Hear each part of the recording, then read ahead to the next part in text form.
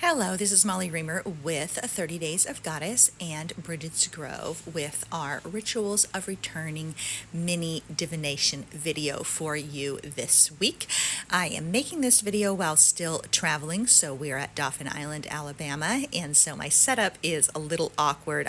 It's difficult to find the right light and a good background. I usually film these outside, but it's been cold lately. And so I'm just using what I have where I am. So for this reading, we are using Earth Runes, which is the progressive oracle card deck that I created during 2024 for my Goddess Magic patrons. So it ended up being a 52 card set of runes. So this deck is still in development. Hopefully it will eventually be published. Right now, I'm using my print your own deck set for these rituals. I'll probably continue to use it as the year unfolds because I'm still working with the symbols, learning about them, expanding my understanding, working on a companion book to go with it, etc., etc. I'm also using the Sacred Traveler Oracle, which I am planning to use for a lot of videos this year, so you will see that pop up. This is one of my favorite decks. It's by Denise Lynn. I've used it a lot in the past, about I don't know, 5 or more years ago when I had a Creative Spirit Circle companion classroom. I always used that deck during my weekly mini rituals, and so it feels really good to come back to that. Sometimes I think that's one of the things that this month can ask us to explore or consider is to review maybe practices that we've let go of. So it's a good time to look at things maybe we're trying to do too much, and it's a good time to look at things to let go of. But sometimes it's a good idea to look at things that we used to feel nurtured by or supported by and sustained by that maybe we've let go too far. We've let fall by the wayside and we want to pick them back up.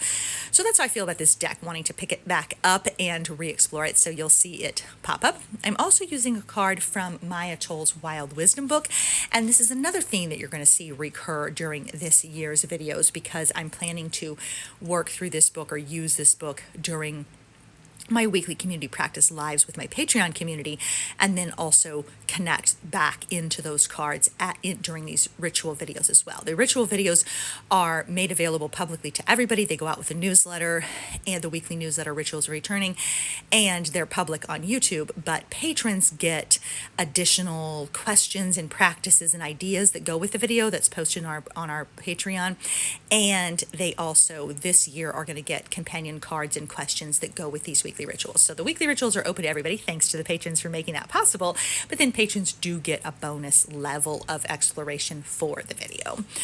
And then I also have my Omen Days card. So this was a fun combination of review and looking forward into the future that I did this year. So this is my Omen Days card from the Story Goddess Oracle. So we've got all of those things to explore, and we're going to go ahead and start with the Siblings card from Earth Runes. So this is a rune of play, of friendship, of backup, of connection, support, trust, commitment, family, shared experiences, collaboration, and teamwork. This card was inspired by my own sons, who are a team. They've been a team since the day the second one was born, and my older son said to him, "You have to hurry up and drink more nursies." That's what they called breastfeeding.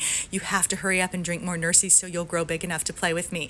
He was just waiting for him to grow so they could play together.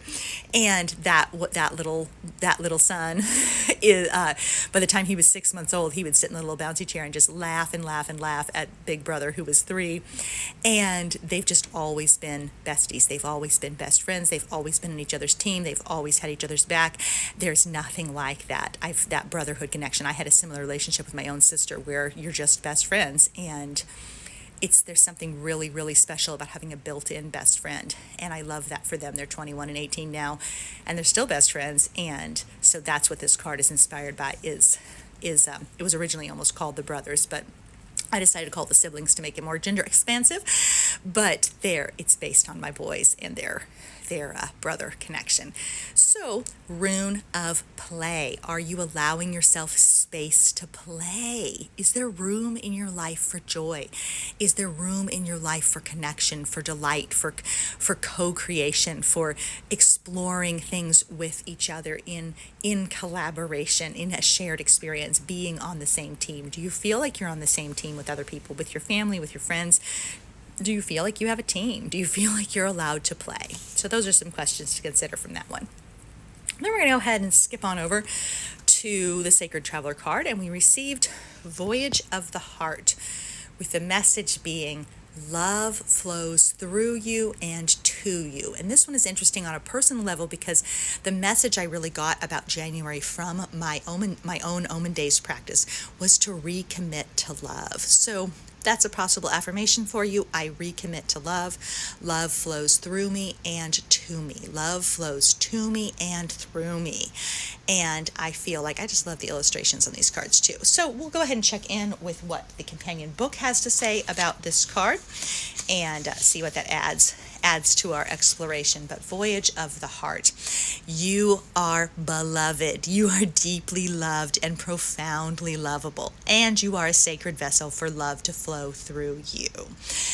And so it also suggests that we can trust the messages from our heart and follow them, and that there are the soft whispers of our guides of inspiration, of love. Those soft whispers are all around us. So may we make space to listen.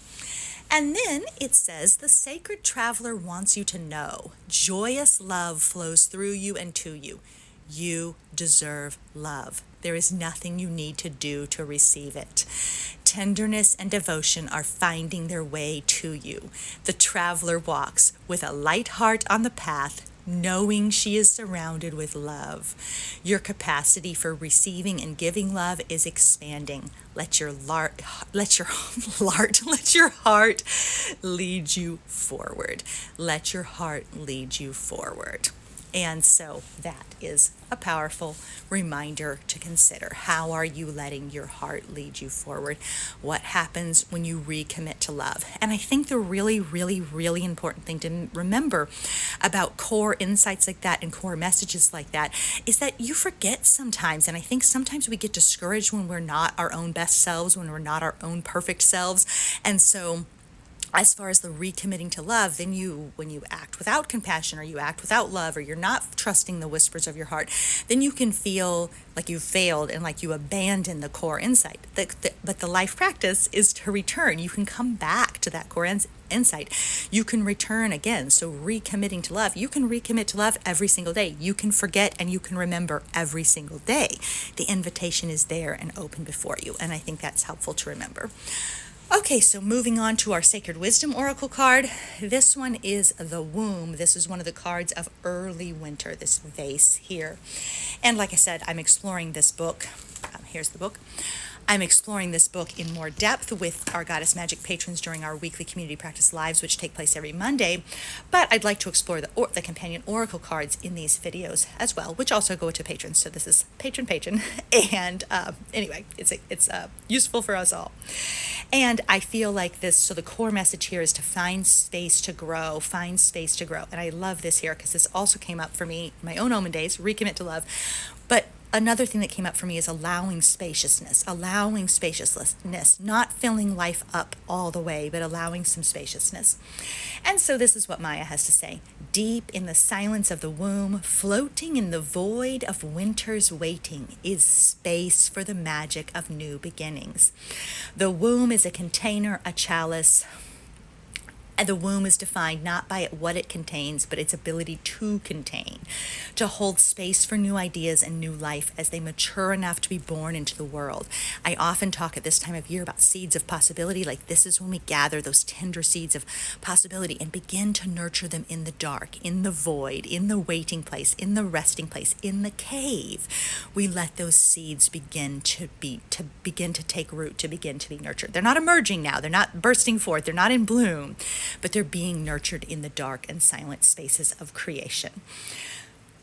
So once a container exists, the infinite possibilities spring to life. This can also be viewed as a card of the cosmic crossroads, where everything and anything can come into being. And then you're going to voyage of the heart along through the cosmic crossroads. It's the magic of creative potential. So let yourself take a pause to enjoy the burgeoning possibilities, to sit with the myriad versions of the future. You don't have to decide yet. You don't have to decide yet. You can incubate in this sea of cosmic potential. And then there's an affirmation there too. You can sit within this spaciousness, this sense of potential, until you know what comes next. You can sit in this spaciousness. So you may affirm to yourself right now, I sit within the spaciousness. I sit within the spaciousness. I nurture seeds of new beginnings. I nurture seeds of infinite possibility. I make time and space to wait in the womb of infinite possibility. So lots of things to consider there. And so the gifts of this time are respite and shelter, a sense of infinite options. The challenges are perhaps feeling confined and closed in, too bound into the cave, too confined by the container held in this chalice, and you're trying to break free. So you might feel confined or closed in, and also you might feel stuck in the waiting place, stuck at the crossroads. So indecision is another experience that you might have here too. So it's not always all positivity per se. I believe I hear a Coast Guard helicopter going by. I don't know if you can actually hear that, but it's kind of rumbling and making a lot of noise. Okay, so checking on over with Oshun, who was the Omen Days card who I received for January. And here's her little symbol. So Circe's our actual goddess for this month. Oshun's my retrospective goddess to add a little layer of guidance for January. And so, inspire is the word. So my classic affirmation is I follow the inspiration. I follow the inspiration. I let the womb of infinite possibility contain and inspire me. I permit the womb of infinite possibility to contain and inspire me. I let the spaciousness of possibility inspire and nurture me. And I keep my promises to myself. I keep my promises to myself. So closing now with a little card that was in here. And this is all a reconfigured. If you're in the Patreon community, you know what I'm talking about. This is reconfigured from last year's Goddess Guidance Club resources. And then they're put together into these new little oracle card packets to help guide and hold space in the new year. So this is really just an affirmation / reminder, and you may wish to sit and put a hand on your belly, your own space of infinite potential, and let yourself receive this little message. I will not surrender softness. I will not give up on joy. I will not sacrifice delight or shut the door of discovery. I am a full-color human on an impossible earth. I will live this magic with gratitude and wonder. So may you bask in the container of infinite possibility. May you take a voyage of the heart. May you recommit to love. May you allow space to play. And may you live your magic with gratitude and wonder. Thanks so much for being here. Keep living your magic. Bye-bye.